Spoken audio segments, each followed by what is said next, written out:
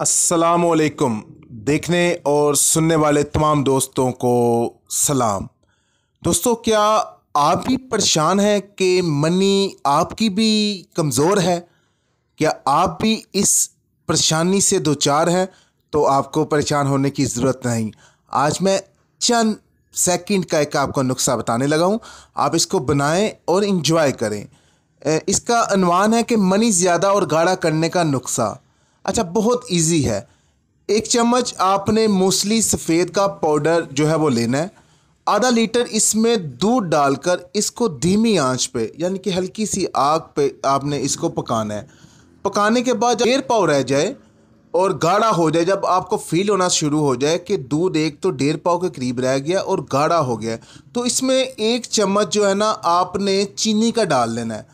एक चम्मच जब आप इसमें चीनी का डाल लेंगे, इसके बाद इस दूध को आपने ठंडा करके खाएं।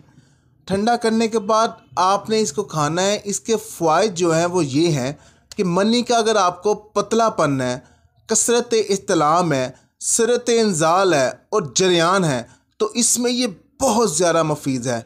अच्छा, इसकी खुराक जो है ना वो आपने ये रखनी है कि एक दिन में 6 ग्राम आपने इसकी खुराक रखनी है।